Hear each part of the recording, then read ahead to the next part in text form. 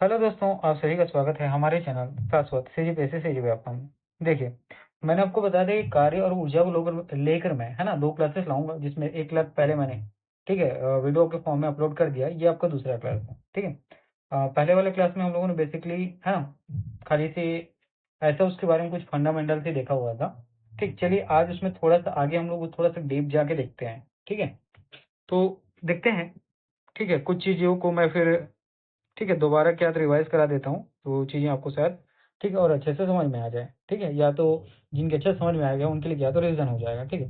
तो यहाँ पे देखिए कार्य क्या है, इसकी परिभाषा यहाँ पे लिखी हुई है। जब कोई बल किसी वस्तु ठीक है, याद रखिएगा क्या तो बल, जब कोई बल किसी वस्तु पर लगाया जाता है, मतलब कोई भी वस्तु है उसमें आप क्या करते हैं अपना बल का प्रयोग करते हैं और वस्तु बल की दिशा में विस्थापित होती है, ठीक है? तो उस स्थिति को क्या तो कार्य कहा जाता है। ठीक है, सिंपल से इतना चीज़ है, इसके बारे में पिछले क्लास में मैंने बताया था। तो यहाँ पर जो कार्य का सूत्र होता है ये आपको याद रखना है, W इक्वल टू क्या, F into D into cos theta, सबसे ज़्यादा इंपॉर्टेंट है, ठीक है। यहाँ से आपको क्वेश्चन भी देखने को मिल सकते हैं। वर्क का बराबर क्या होता है, F D into cos theta, ठीक है। एफ ठीक है, डी और कॉस थीटा, ठीक है। एफ क्या होता है आपका यहाँ पे याद रखना है, फोर्स होता है, डी क्या है, डिस्प्लेसमेंट होता है, ठीक है। चलिए, ठीक है, देखिए यहाँ पर इसके बारे में डिटेल में लिखा हुआ है कि W क्या होता है, आपका वर्क का कार्य होता है, F जो है फोर्स बल होता है, D आपका विस्थापन होता है ना, और थीटा जो है बल और विस्थापन के बीच का क्या तो जो डिग्री में कोण बनता है, ठीक है, वो उसका डाटा है। ठीक, इतनी चीजें हुई। चलिए आगे बढ़ते हैं। देखिए एक्चुअल में क्या है, मैंने इसको बनाते समय साइड थोड़ा ऊपर नीचे हो गया, ठीक है, समझिए।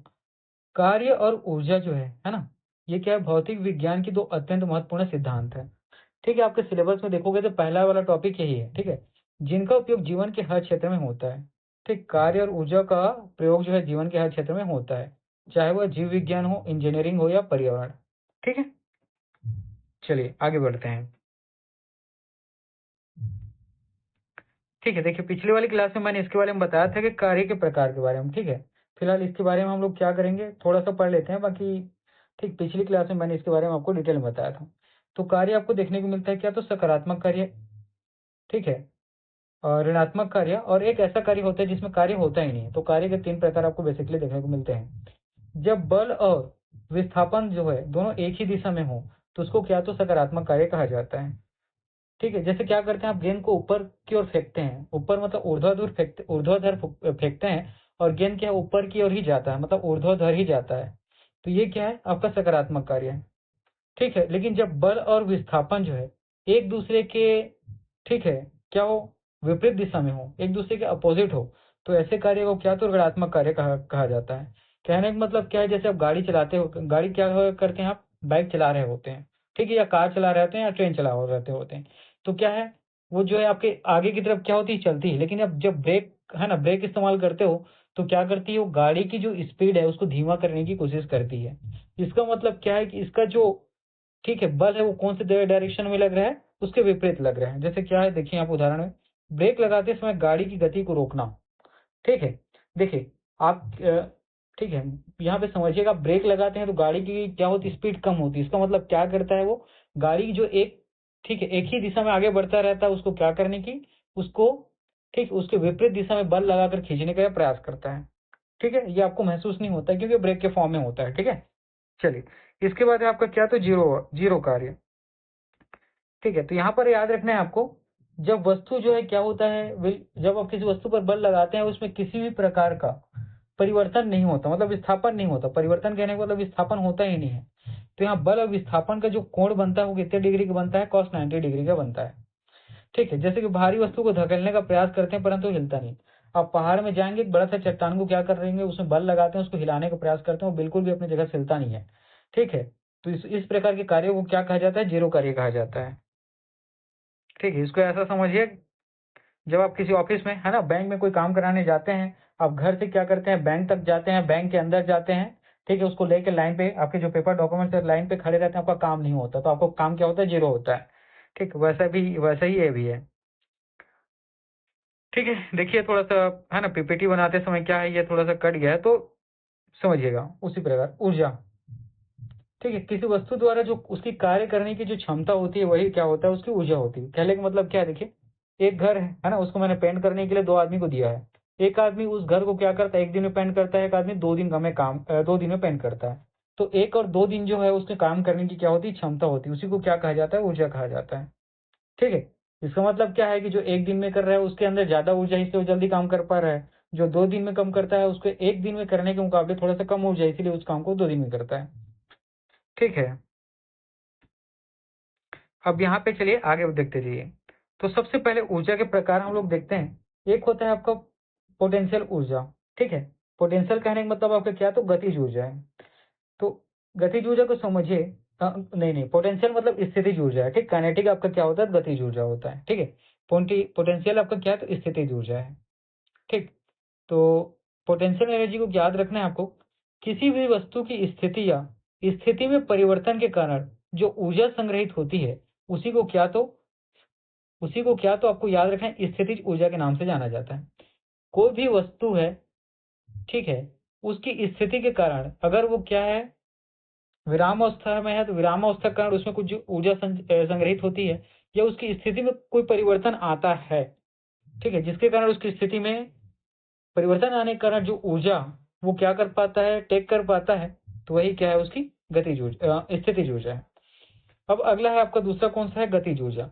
तो गतिज ऊर्जा में क्या याद रखना है आपको, किसी भी वस्तु में उसी गति की अवस्था के कारण जो ऊर्जा उत्पन्न होता है, ठीक है, या वस्तु में गति के कारण जो ऊर्जा पाई जाती है, उसको क्या तो गतिज ऊर्जा के नाम से जाना जाता है। ठीक है, इसके बाद अगला है आपका थर्मल एनर्जी। ठीक, अगला आपका क्या है, तो थर्मल एनर्जी। ठीक, थर्मल मतलब तापी, याद रखना है। थर्मल मतलब क्या, तो तापी, टेम्परेचर वाला। ठीक है, जैसे थर्मल पावर प्लांट नाम सुना होगा, वो बस वही है ना। तो किसी वस्तुओं के अणुओं की गति से जो ऊर्जा उत्पन्न होती है, उसको क्या तो थर्मल या तापी ऊर्जा कहते हैं। ठीक है, थर्मल पावर प्लांट आप देखते हैं तो वहाँ क्या होती है ना, पानी होता है। ठीक है, पानी के नीचे में क्या होता है, एक रिएक्टर जैसा जो जो गोल गोल क्या करता है, घूमता है, और वो इतनी तेजी से घूमता है ना, जिसके कारण क्या होता है, जो जल के कण है या जल के अणु है, उनमें क्या होता है, ऊर्जा उत्पन्न होती है, और उसी के कारण क्या होता है, आपका लाइट बनता है। ठीक है, इतनी चीजें क्लियर हुई, तो यही आपका क्या है, तो थर्मल एनर्जी है। ठीक, इसके बाद अगला आपका कौन सा है, तो ये आपका याद रखना है, रासायनिक ऊर्जा। ठीक है, इसके अंतर्गत याद रखना है आपको कि पदार्थों के अणु के बंधन में जो ऊर्जा संग्रहित होती है, उसी को क्या कहते हैं, तो रासायनिक ऊर्जा कहते हैं। कहने का मतलब जो पदार्थ होता है, उनके जो अणु होते हैं, जो एक दूसरे को क्या करते हैं, बांधने का काम करते हैं, भले उनकी क्षमता अलग अलग होती है, जैसे ठोस में, द्रव में, गैस में, तो उसके कारण जो ऊर्जा बंधी होती है, उसी को क्या कहा जाता है, तो याद रखना है, रासायनिक ऊर्जा। इसके बाद है आपका क्या, तो इलेक्ट्रिकल ऊर्जा। इलेक्ट्रिकल ऊर्जा का कहना मतलब जो बिजली ऊर्जा होता है ना, ठीक है, या जो आवेशित ऊर्जा होता है, उसके बारे में है। तो जो बिजली होता है ना, आप क्या करते हैं, बल्ब जला, ठीक है, जैसे आप क्या करते हैं, बल्ब का एक स्विच होता है, स्विच ऑन करते हैं तो आपका बल्ब जो है क्या होता है, जलने लगता है ना, लाइट आपका जलने लगता है। तो स्विच ऑन करने से लेकर तारों के माध्यम से जो अणु गति करती है, उसके कारण जो ऊर्जा उत्पन्न होता है, उसी को क्या तो आपको याद रखना है। ठीक है, आवेशित ऊर्जा के नाम से जाना जाता है। उसके बाद है न्यूक्लियर, जिसको क्या कहते हैं, नाभिकीय ऊर्जा।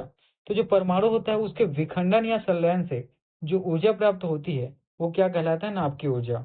और उसके बाद एक साउंड ऊर्जा, ठीक है, जिसको क्या कहते हैं, आवाज की ऊर्जा। तो एक कंपन के कारण उत्पन्न होता है। ठीक है, आप जो क्या करते हैं, जो ध्वनि है, जो आवाज है, वो किस फॉर्म में एक स्थान से दूसरे स्थान पे जाता है, मतलब 2 व्यक्ति हैं, ठीक है, और दोनों के बीच की दूरी लगभग 5 सेंटीमीटर या 5 मीटर है, मान लीजिए। तो जो एक व्यक्ति कुछ बोलता है तो जो ध्वनि है, वो आवाज जो है कंपन के माध्यम से जाती है। तो कंपन से जो ऊर्जा उत्पन्न होती है, उसी को क्या तो साउंड ऊर्जा के नाम से जाना जाता है। ठीक है, उसके बाद अगला आपको देख पाते हैं, लाइट एनर्जी। ठीक, लाइट ये आपका क्या समझिए यहाँ पे कि, ठीक है, लाइट एनर्जी मानिए, तो ये क्या होता है, विद्युत चुंबकीय तरंग। लाइट मतलब जो किरण होता है, रेस होता है, उसके बारे में। तो किरण या रेस आपको क्या देखने को मिलता है, किस फॉर्म में, तो विद्युत चुंबकीय फॉर्म में होता है। तो विद्युत चुंबकीय प्रकृति के कारण इनके तरंगों में जो ऊर्जा उत्पन्न होती है, ठीक है, उसी को क्या तो लाइट या इंस्टेंट एनर्जी, या ऐसा समझिए आप, विद्युत चुंबकीय तरंग के नाम से जाना जाता है। ठीक है, चलिए,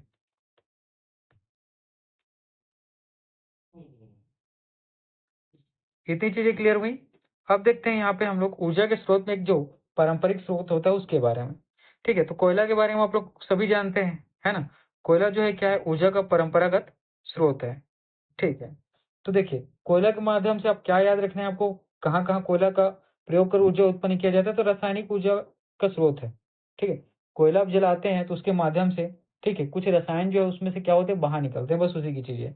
उसके बाद थर्मल पावर प्लांट में कोयला के द्वारा ही, है ना, बहुत सारे काम किए जाते हैं, जिसमें बिजली का डिस्ट्रीब्यूशन करना या अन्य कोई मैन्युफैक्चरिंग का कार्य है, तो जो रिएक्टर को चलाना होता है, ठीक है? या रिएक्टर होता है या आपको जो चिमनी भट्टी होती है, ठीक है? तो इन सब चीज़ों में भी क्या तो कोयले का प्रयोग किया जाता है। और कोयला जलता है तो इसके धुएँ से क्या होता है सबको पता है ना? कार्बन डाइऑक्साइड निकलता है, क्योंकि कोयला में क्या कार्बन की मात्रा होती है, तो प्रदूषण का कारण भी ये बनता है। ठीक, अगला आपको याद रखना है तेल और प्राकृतिक गैस, ठीक है? ये भी क्या है, क्या तो ऊर्जा के स्रोत हैं, ठीक है? इसी के माध्यम से आप क्या परिवहन कर पाते हैं, चाहे वो, है ना, चाहे वो क्या हो, किसी प्रकार की रेलगाड़ी में हो, बस में हो, बाइक में हो, है ना? उद्योग और रसायनिक गैस में भी इसका प्रयोग होता है, ठीक है? सीमित और प्रदूषणकारी है, ठीक है? सीमित है ना? तेल जो है प्राकृतिक गैस क्या होती है, प्रकृति में सीमित मात्रा में, असीमित नहीं है, ठीक है?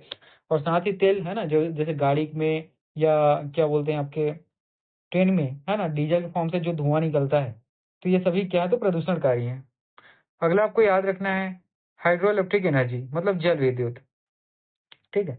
नदियों को पानी को क्या बांध बनाकर उससे क्या तो विद्युत उत्पादन किया जाता है।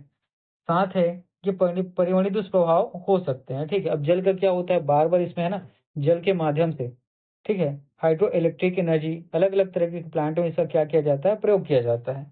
ठीक, उसके बाद है जैविक ईंधन, और चूँकि इसमें अच्छा है लेकिन पर्यावरणीय दुष्प्रभाव, क्योंकि वहाँ से बहुत सारे है ना अपशिष्ट पदार्थ निकलते हैं, उसके बारे में है, ठीक? खैर उतना ज़्यादा डिटेल में जाने की ज़रूरत नहीं। और जैविक ईंधन में आपको याद रखना है लकड़ी, गोबर और फसल के अवशेष। ठीक है? इतनी चीज़ें क्लियर हुई? चलिए आगे बढ़ते हैं।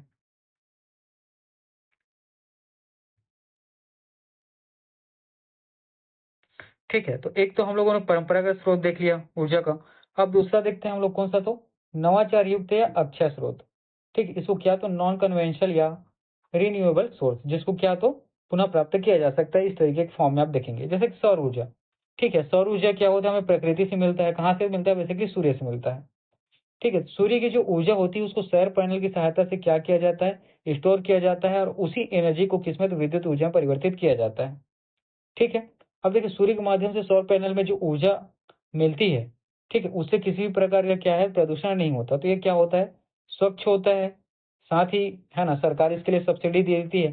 तो सूर्य भगवान को हमें क्या एन सूर्य भगवान को हमें ऊर्जा बनाने के लिए, जो सूर्य भगवान से जो ऊर्जा मिलती है ना, सूर्यदेव से, ठीक है? बेसिकली साइंस के फॉर्म में सूर्य ही की है, बाकी तो है ना, सूर्य भगवान हम लोग मानते हैं। तो उसके माध्यम से, है ना, हमें सूर्य को कोई पैसे नहीं देने पड़ते। तो ये निःशुल्क है, और साथ ही सभी जगह पूरे पृथ्वी में जहाँ-जहाँ सूर्य की प्रकाश पड़ती है वहाँ उपलब्ध है। अगला है पवन ऊर्जा, ठीक है? पवन मतलब हवा, ठीक है? तो पवन देव के बारे में बात हो रही है, तो याद रखिए, हवाएँ जब चलती हैं, तो जो पवन चक्कियाँ हम लोग बना के रखे हैं, वो क्या होता है, गोल-गोल घूमने लगता है। तो उसी घूमने के कारण ही, है ना, एक टाइम के बाद क्या होता है, वो किलोमीटर प्रति हार्स में घूमता है, जिसके कारण क्या होता है, बिजली उत्पन्न होती है? और ज़्यादातर ये हमारे देखने को कहाँ मिलता है, गुजरात, तमिलनाडु, महाराष्ट्र में अधिक इसका उपयोग किया जाता है। ज़्यादातर समुद्र किनारे इसका प्रयोग होता है, ठीक है? क्योंकि वहाँ हवाएँ जो है तेज़ बहती हैं, ठीक? इसके बाद अगला आप देख पाएँगे तो भू-तापीय ऊर्जा, ठीक है? ये भू-तापीय ऊर्जा, ये देखिए, इससे ये जो है सीमित संसाधन है इसके, है ना? पृथ्वी के भीतर की गर्मी की एनर्जी से ये होता है, ठीक? बाकी भू-तापीय ऊर्जा ये समझिएगा जियोथर्मल एनर्जी है, ठीक है? पृथ्वी के अंदर से इसकी संबंध है। उसके बाद है समुद्री ऊर्जा, जो समुद्र बीच-बीच में जो लहरें उड़ती हैं, है ना? जो ज्वार-भाटे आते हैं, उससे क्या तो विद्युत उत्पन्न किया जाता है। ये संभावनाशील क्षेत्र, बेसिकली समुद्र वाले क्षेत्र में देखने को मिलता है, ठीक है? और जैव ईंधन के अंतर्गत आप देख पाते हैं एथेनॉल और बायोडीज़ल, ठीक है? ये पर्यावरण के लिए अपेक्षाकृत क्या है, तो अनुकूल है, अच्छा है, ठीक? कौन-सा तो एथेनॉल और बायोडीज़ल। एथेनॉल के बारे में आप लोगों ने सुना होगा कि हाल ही में इसका प्रयोग आपको कहाँ देखने को मिलता है, तो मेरे ख्याल से अभी हमारे जो स्कूटी है ना? होंडा की जो स्कूटी आती है, उसमें इसका प्रयोग आपको देखने को मिलता है, एक्टिवा में, ठीक है? इसी के माध्यम से क्या है, अब एक्टिवा जो है चलता है, न्यू वाला, ठीक है?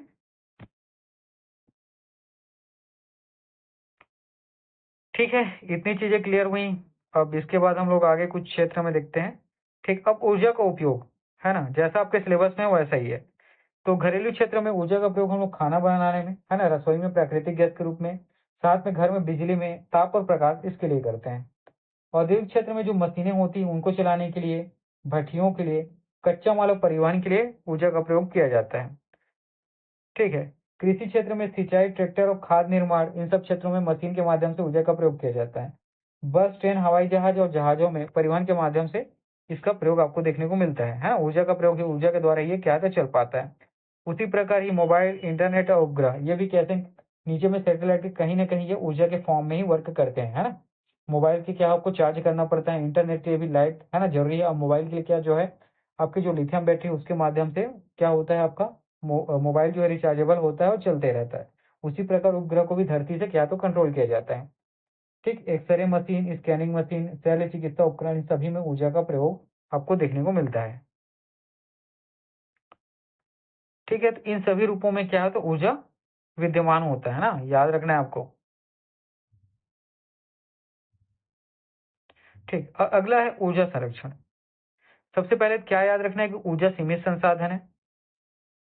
ठीक है, विशेष रूप से जो पारंपरिक है वो, तो इसके लिए क्या करना है, एलईडी बल्ब का प्रयोग करें ताकि ऊर्जा की खपत कम हो। सार्वजनिक परिवहन का प्रयोग करें, मतलब देखिए, आप क्या करते हैं, कार में जाएंगे या बाइक में जाएंगे तो 1 या 2 लोग जा पाते हैं, कार में 4 या 5 लोग जा पाते हैं, लेकिन वहीं बस में होते हैं 100-150 लोग चल जाते हैं। ठीक है, तो ऊर्जा को बचाने के लिए आप ये भी कर सकते हैं, अक्षय ऊर्जा के स्रोतों को बढ़ाएं, जैसे सौर पैनल, पवन चक्की, है ना, जो आपके गैर परंपरागत स्रोत हैं उनके माध्यम को। ठीक है, साथ ही भवनों में ऊर्जा दक्ष डिजाइन कर अपनाएं। कहने का मतलब भवनों में ज्यादातर सूर्य का प्रकाश आए, है ना, लाइट आना चाहिए, जिससे बिजली का उपयोग थोड़ा कम किया जा सके। और मशीनों की नियमित सर्विसिंग करें ताकि ये फ्लेक्सिबल होके चले, इसमें क्षरण ना हो, क्योंकि क्षरण होने से ज्यादा एनर्जी की जरूरत पड़ती है, क्षरण मतलब घर्षण ना हो। तो ठीक है दोस्तों, आज का क्लास इतना ही, पढ़ते रहिए, है ना। मैं आपके जो सिलेबस उसी के अकॉर्डिंग पूरे क्लास को लाऊंगा। चलिए ठीक है।